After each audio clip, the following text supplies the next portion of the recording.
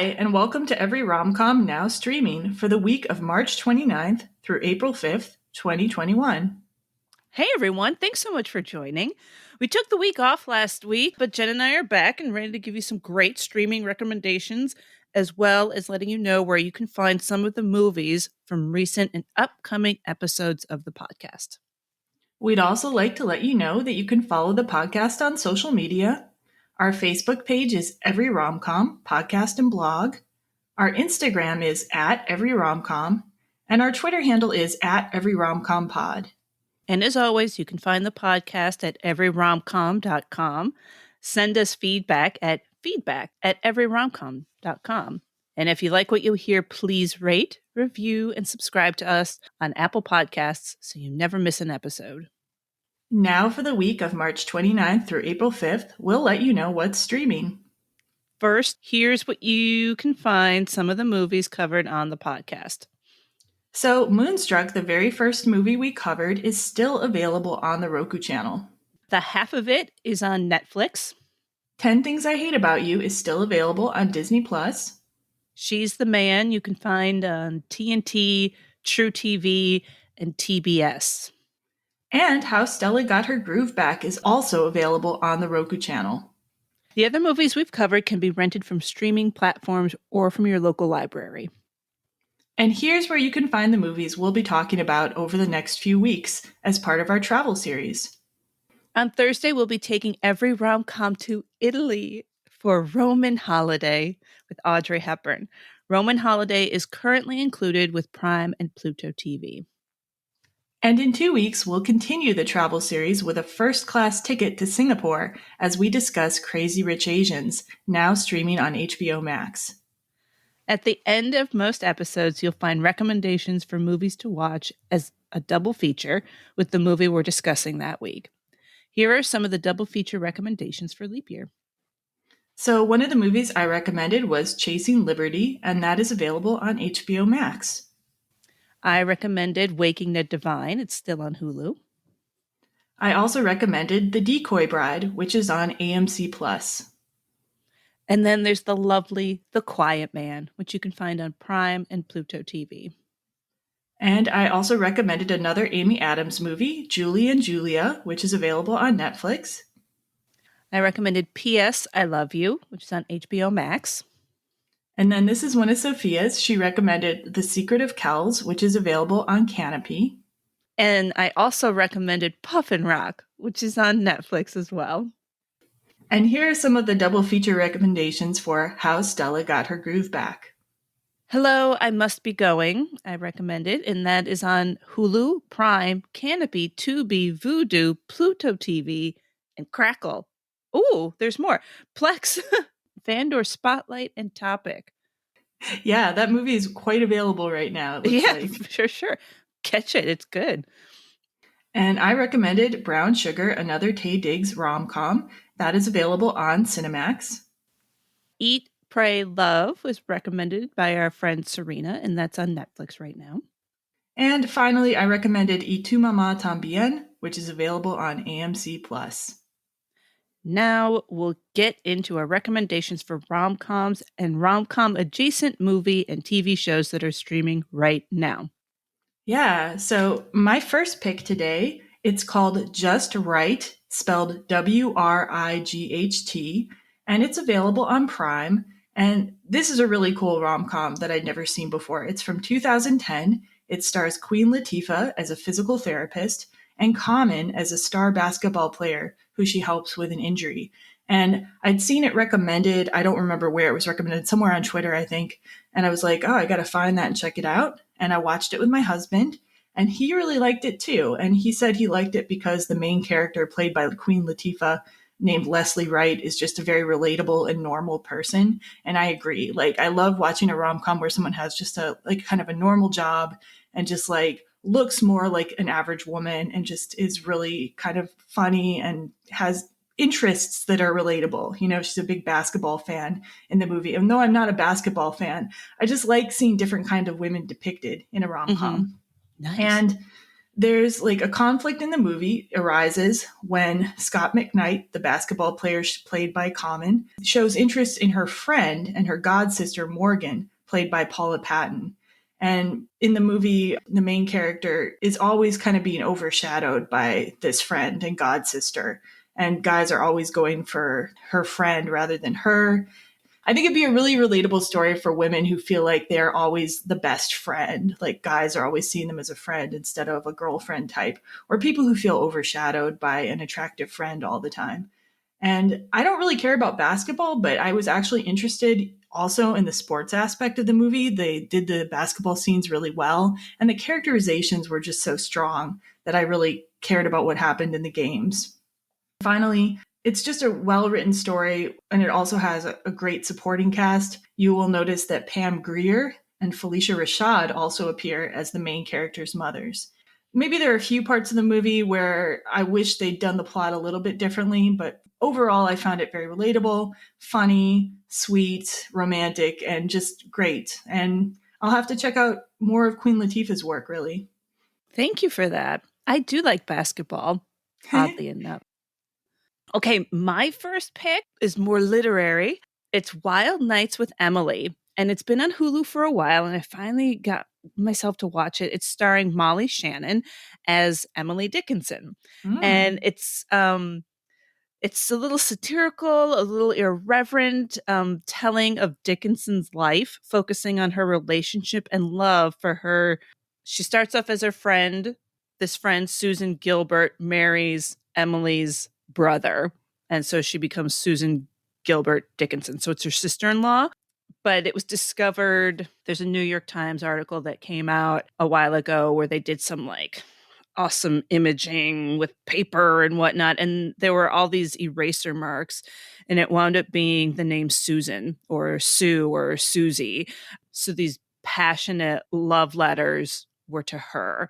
So we don't know in real life like how deep their relationship was, but this movie gives us a telling of it. Mm. And also some theories debunked. Yes, true or not, we don't know.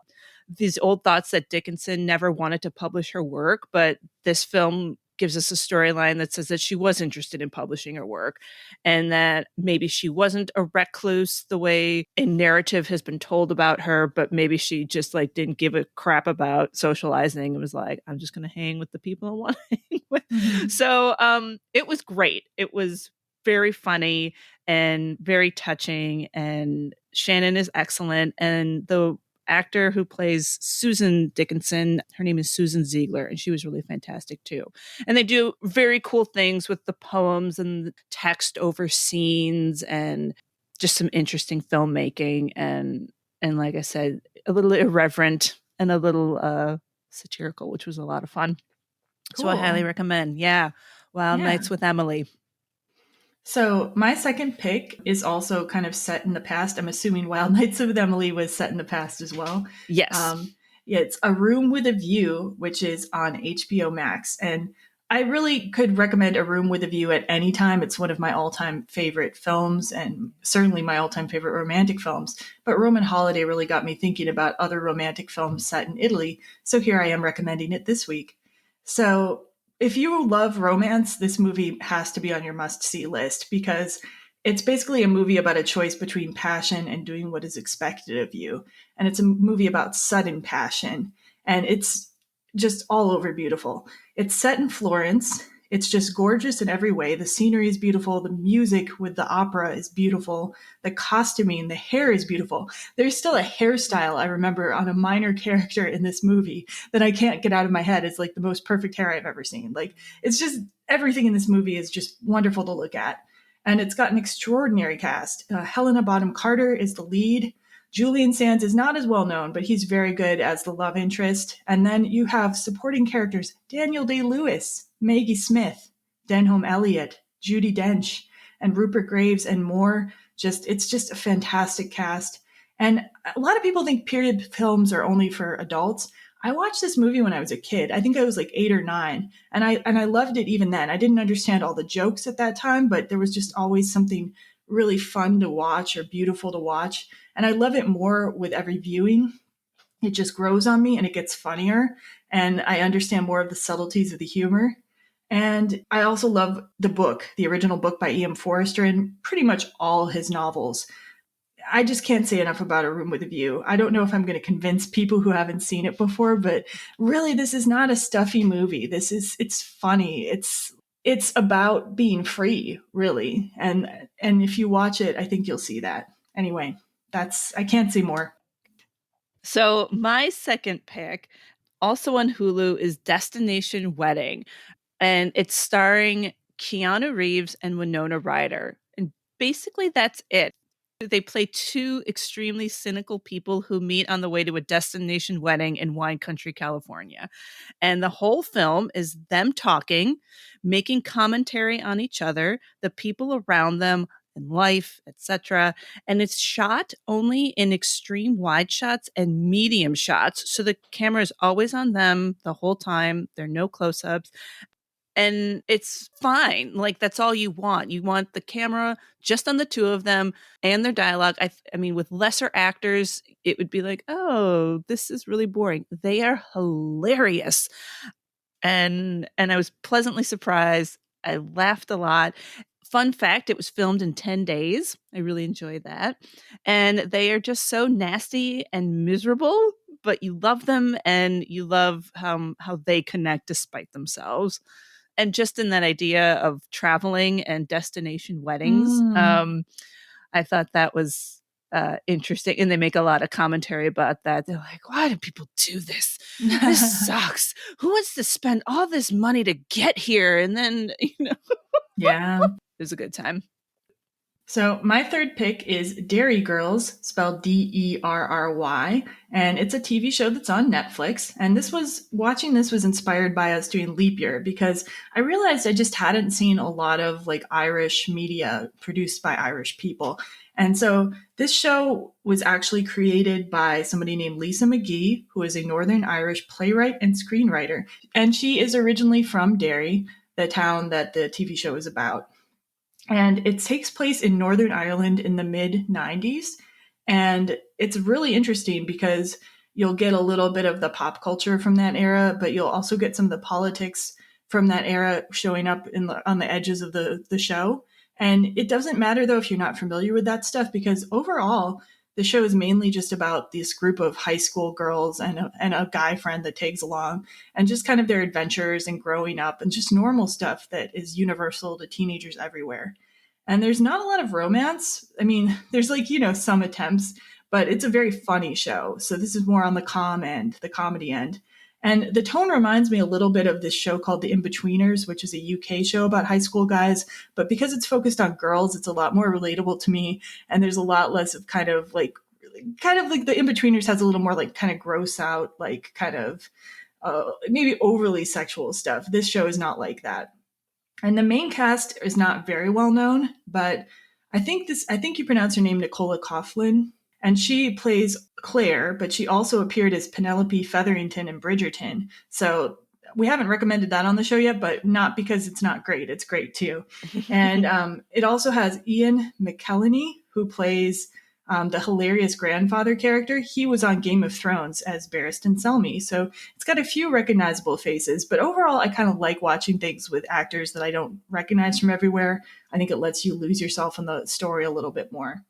And all the girls are quite different. Like a lot of these shows, there's, different types of girls. My favorite is Michelle, and she's kind of the wild girl who's always after guys. And very different than I was as a teenager, but I think that's why I like her. And I also like there's this nun character named Sister Michael who's just like over being a teacher at this girls' school, and she's just always like kind of rolling her eyes. And I just dig that character, that idea. There's currently two kind of short seasons available on Netflix, but season 3 is apparently being planned and hopefully will start shooting this year. It got interrupted like so many things did due to COVID. But I think this show is just going to continue getting better. I just have a feeling. So check it out. Dairy Girls on Netflix. Okay, this is I got a throwback. Classic Sophia, quintessential. There's a touch of magical destiny involved, a sweet love story, and a fabulous, hilarious ensemble supporting cast in Return to Me, which is on Tubi right now. It's directed and co-written by Bonnie Hunt, who has been a long time, I would say, more supporting role actor, but she's been around and I like her a lot. It's starring David Duchovny as Bob Rulin and Minnie Driver as Grace. And the supporting cast is Bonnie Hunt, Jim Belushi, David Allen Greer, and Carol O'Connor. And I believe it's one of his last roles. And it's filmed in Chicago because Bonnie Okay. Hunt is a longtime Chicago actor, and I like that. So the story, it's hard to explain, so I'm going to give pretty much just a part of it. Grace is a young woman who's lived with a heart condition all her life and finally receives a heart for a heart transplant. And she's now has the opportunity to live life to its fullest, riding a bike and hopefully getting to travel. But a year later, she's having a hard time kind of getting on with life until she meets Bob at her family's Italian restaurant, and the family gets involved setting them up. But lo, Grace finds out the heart she received belonged. This isn't a spoiler. You find this out in the first like 10 minutes of the film. It belonged to Bob's dead wife.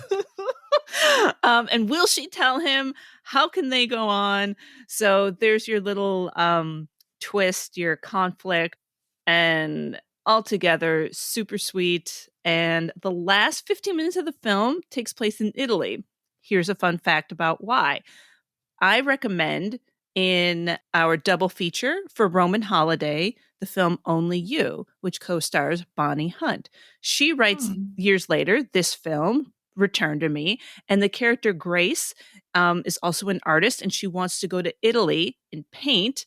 And Bonnie Hunt, having already had film experience there, like talks about that in the commentary, the director and writer commentary, like, we went back to Italy and it was so great because I filmed there before. And I'm like, yay. So this kind of 6 degrees of movies, Italy showing up in our films. So it's a sweet film. One of my favorites. I do a lot of, oh, like that. Yeah. I Yeah. saw it in the theater and I did that throughout the whole film. Once again, Return to Me on Tubi. Excellent. Excellent. And I know you've mentioned that one before, so got to check it out. Mm-hmm. My fourth and final pick is Kim's Convenience, and it is on Netflix. And this show is one of my husband and my favorite shows, and we recommend it to everyone we know. And every time we recommend it to people, they love it too. And some of them then go on to recommend it to other people. And like, I can tell you the plot, but first I'll just say I think the reason this succeeds is it's because it's just a sweet but smart sitcom. It's not like so wholesome that it doesn't seem realistic, but it's also not so realistic that it doesn't seem like heartwarming and something like anybody could watch. You know what I mean? It hits that spot where it's funny, but it's not ever mean. And I think just it's something that everyone can use sometimes, just to take a break and watch a half hour of something that's just purely good. So the plot is, though, it's set in Toronto and it centers around a Korean Canadian family. The parents, who are referred to as Appa and Oma, which are the words for dad and mom in Korean, they operate a convenience store. And their daughter Janet is an aspiring photographer, and their son Jung works at a car rental shop. The supporting characters are really great too. So because it's set in different places, like the convenience store, the mom's church, the daughter's apartment and school, and Jung's car rental agency that he works at, like you get to see like lots of different funny characters. And the Jung's roommate and friend Kimchi is really cool. His boss Shannon is hilarious, and Janet has a friend Gerald that's always getting made fun of, who is great. And there's a pastor at church, Pastor Nina, and Mr. Kim has all these hilarious friends. And then there's like all the wild people that come through the door of the convenience store. So you get to see such an assortment of people who might live in Toronto. It's great. And the cast is really excellent. I'm just going to highlight a few of them. So Paul Sun-hyung Lee plays Appa, and he's basically just like a comic genius. Like his faces are amazing. He's so funny and so realistic at the same time. And Simu Liu is the son Jung, and he actually has a lead role in an upcoming Marvel movie, Shang-Chi and the Legend of the Ten Rings. There's some romance on the show. It's mostly recommending for the comedy, but there's a romance on the show. There's a will they or won't they story between Jung and his boss and friend Shannon, and it's great. And there's currently 4 seasons on Netflix, and there should be one more season on the way. People were really sad because they were told it's going to be the last season, and No. it really feels like it could go on much longer, but it happens. And it's basically just my top recommendation. If somebody said that I don't know very well said, what's a show that, you would recommend? This is the first one I go to because I just don't think there's anyone that couldn't get something out of this show. So yeah, Kim's Convenience, Netflix. I'm really excited about that, Jen, because I am looking for something to just, have on and enjoy and not be heavy. I was getting Yeah. involved with one of my cop kind of procedurals, and I'm like, I don't want to follow the crime story right now. So good. Thank you. My fourth and final pick is Wine Country, and it's on Netflix. It's a couple years old. It was directed by Amy Poehler, and it's starring Amy Poehler, Emily Spivey, Maya Rudolph, Rachel Dretch, Anna. Oh, I don't know how to pronounce her last name. Gester. She was on SNL. She did Sweaty Balls and Paula Pell. And it's co-starring Tina Fey, Jason Schwartzman, and I would call this more of a not quite a it's cameo scene with Cherry Jones, and she's hilarious and I love her. And, I don't know if this film has got incredible substance, but I sure laughed a lot. And I really enjoyed these longtime friends who are getting together for a girls' weekend to celebrate Rachel Dretch's character's 50th birthday. And they go to Napa Valley. And all these women are hilarious. And I really identified with some of the midlife woman jokes, and I enjoyed their friendship, and I enjoyed them busting out into song way too many times, but still was like, why not? And they spend their time just having a good time singing and drinking, but with friendships that have been around a long time, like 20, 25 years, there's also things that need to be worked out between them. And so they get through it, though. And I'm really craving that right now, like a girls' weekend with my college girlfriends, and would love this vacation with them. So that's why I recommend the funny Wine Country. So if you like what you've heard today, please rate, review, and subscribe to our show on Apple Podcasts, and or drop us a line at feedback@everyromcom.com. And we'd really love to hear what you're streaming and loving these days. And we'll be releasing our new episode Thursday of Roman Holiday with Audrey Hepburn and Gregory Peck, continuing our travel series. So keep an eye out for that. And in the meantime, hope everyone is doing great. See you next time. Happy streaming.